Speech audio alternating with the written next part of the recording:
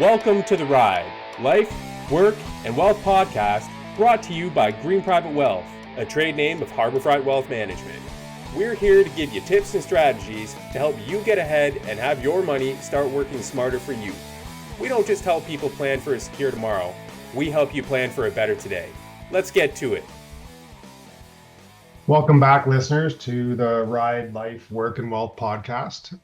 Today, we're going to be talking about retirement regrets. So, while many people look forward to retirement, there is things that can come up, such as financial difficulties and other surprises that can just simply present themselves and cause some challenges when retiring. And to be prepared, it can help to share what other retirees have gone through to give people an idea.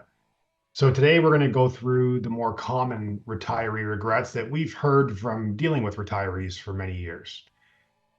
So I'll start with, I think we're going to go through around 5 or 6. And today I'll start with the first one that I hear quite a bit to retirees later in retirement, much later, is they wish they spent more in retirement early.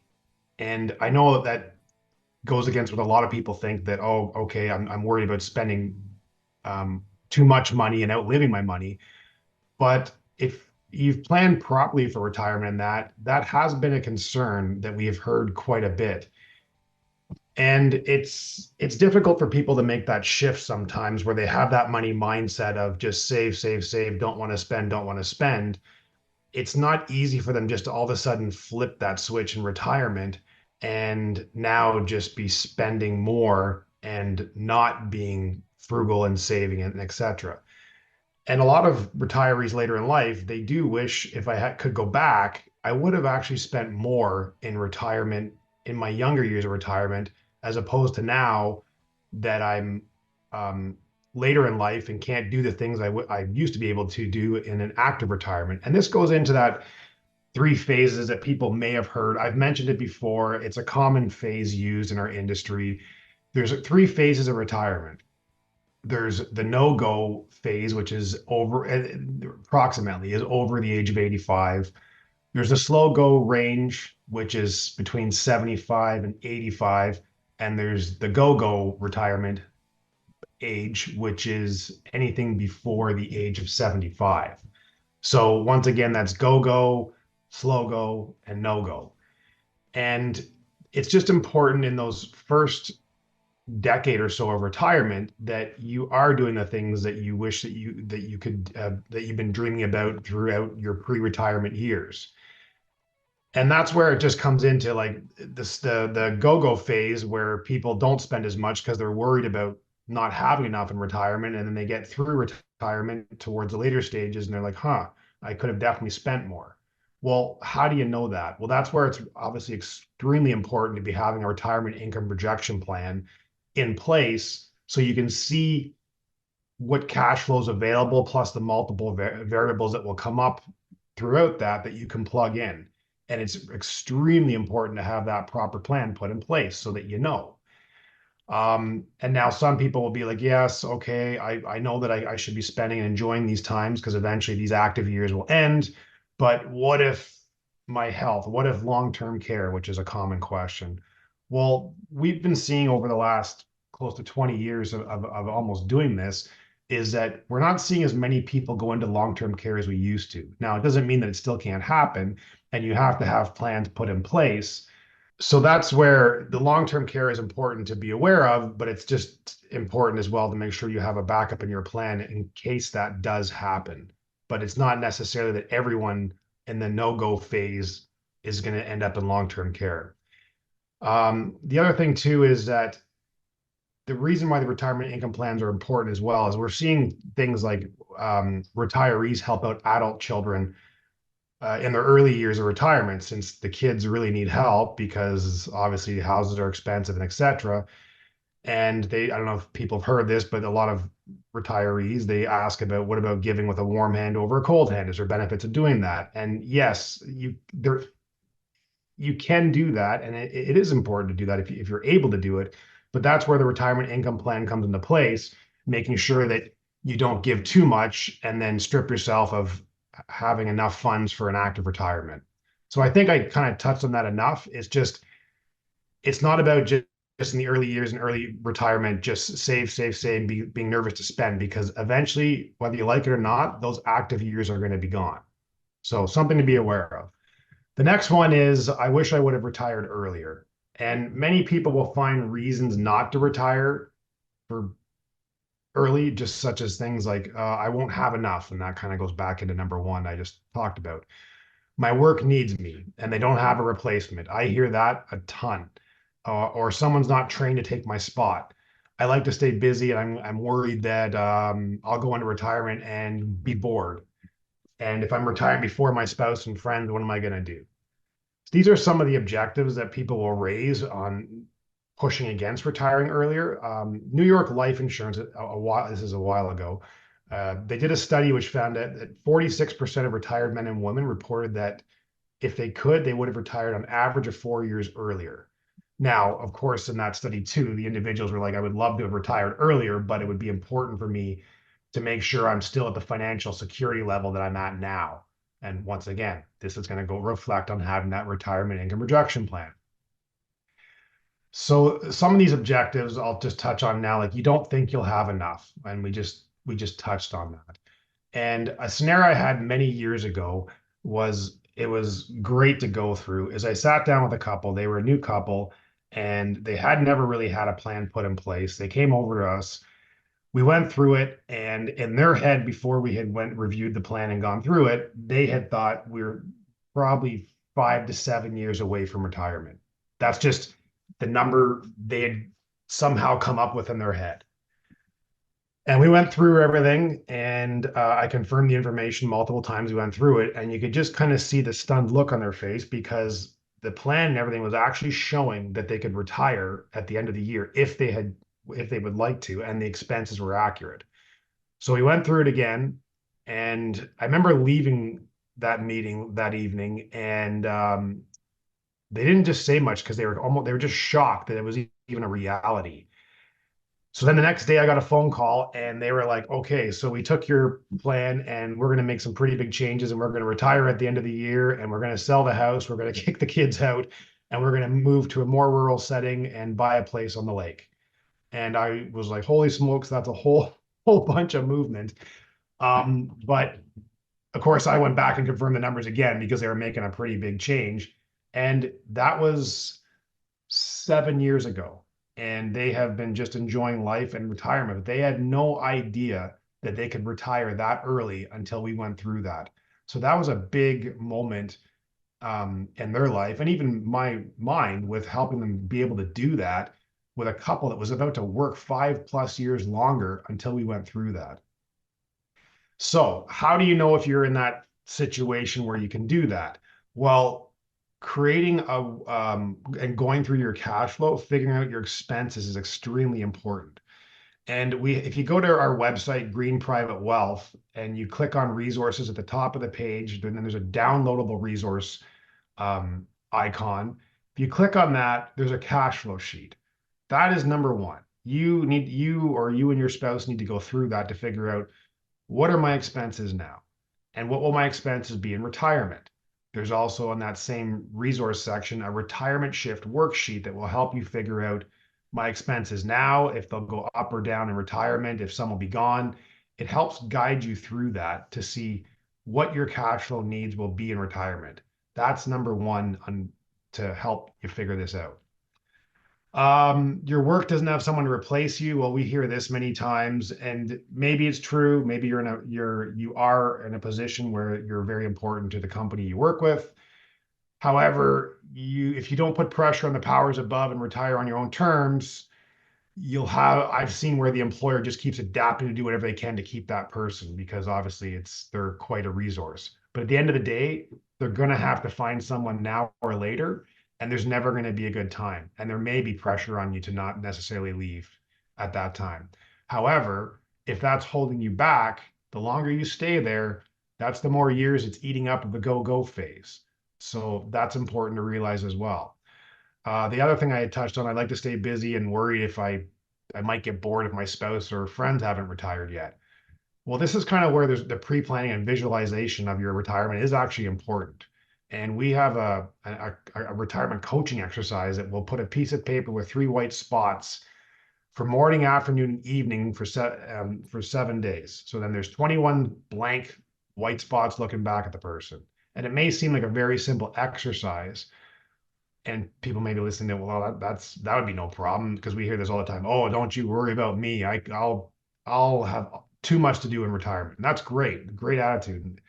However, have you actually just sat there, and it's not to fill out a work schedule in retirement, but it's a good exercise to go through because if you say you're going to golf 7 times a week when you retire, are you actually going to golf that many times or or not? So it's something that to go through to visualize is important before retirement. And also, what I'm going to mention again too is most people between 55 and 70, you're never going to be in that fit stage again in this. And I keep touching on the go-go phase because we just don't want it to pass people by. And so you're never going to be that fit and young as you are in your 55s and 70s when you're in the early stages of retirement. You're most likely not going to do as much when you're 75 as compared to 65. And this is just where it's important to pay attention to all that. The third one is I wish I paid more attention to my health. Most retirements, the first 10 years we mentioned, are the most active. However, for some people, this can be cut short due to health. And we've all heard that later in life, if you could, you would give up wealth for health. So it is important to pay attention to this. It's always important to pay attention to your health. But of course, we're going to even put more attention on this the later years of life because we want to extend that go-go phase of retirement. And it doesn't mean you got to run Ironmans and go to the gym 7 times a week. It's simple, even simple things like just gardening, walking, staying hydrated, like those simple tasks on a daily basis, they pay dividends over the long term and they all pay off. So a good resource for this, if you've never heard of it, is called Blue Zones. Many years ago, I read a book on this, and if you've not heard of it, it was written by a gentleman named Dan Utner, who was a National Geographic explorer that traveled the world in the early 2000s. And what he and his team of researchers did is they went all over the globe looking for the areas that had the most centurions, so people over the age of 100. And they studied why they were living longer than everybody else and what they were doing and behaviors they were going through that helped them live a longer life. And that's where he came up with the Power Nine. And if you just go to bluezones.com, all this is there, and it's really good to read through. And it goes through the 9 lifestyle habits of the world's healthiest, longest living people.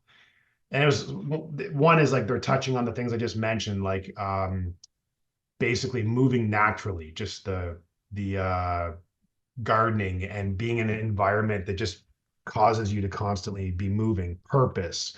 There's an 80% rule he has where eating and making sure that you just eat till you're 80% full. So there's a bunch of things in there to pay attention of, and it's just quite interesting. So anyways, just wanted to touch on that. Mike, I was long-winded there. Do you have anything you want to add? Thanks, Chris. All really great points. Just a couple things I wanted to touch on. And you did allude to this a little bit, but the first one is not having a purpose.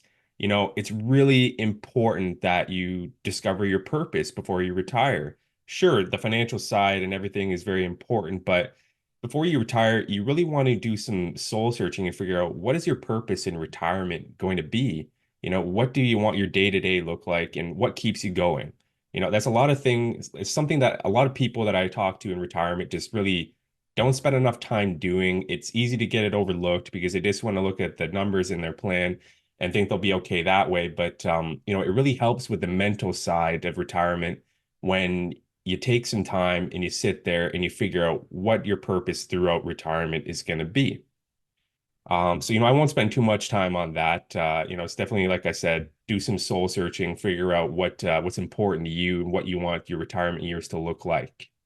But another thing that I found that really it gets overlooked a lot by people is not building new relationships in retirement. And, that might sound simple or even silly, but, research consistently highlights that, there's a positive impact of social connections on your overall well-being, your mental health, and even longevity. Friendships provide, emotional support. They help to reduce feelings of isolation, and they also promote a sense of belonging. And ultimately, that contributes to a higher quality of life during retirement. Too many people we find, they get set in their ways. They feel they have their close circle of friends and they don't really want to go outside their comfort zone, right? But ultimately, the research backs it up that, it really helps with your overall well-being if you do get out there, you build new relationships and try new things.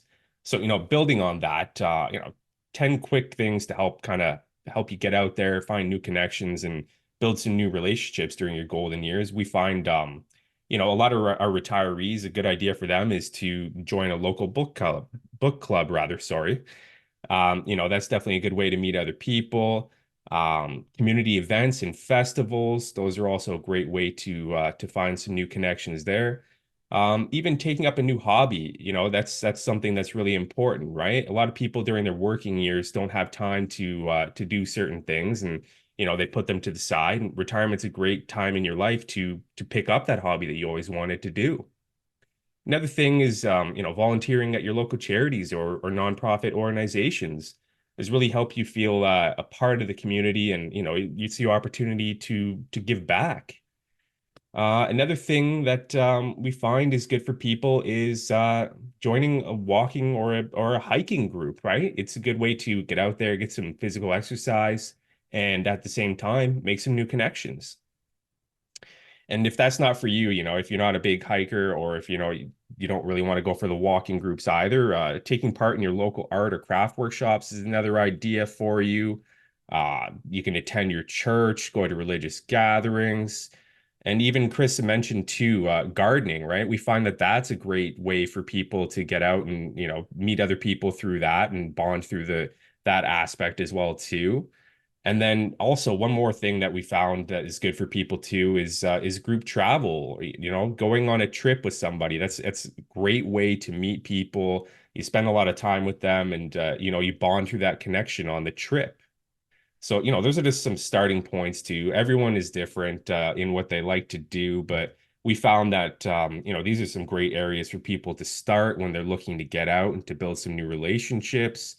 And just it takes time to cultivate long-lasting relationships throughout your life. So the same definitely holds true in retirement, and these are just some ways for you to help build on that side of things. And going back to what I said, right, it's really important to for your overall well-being to get out there and build these new relationships and sort of step outside of your comfort zone a little bit.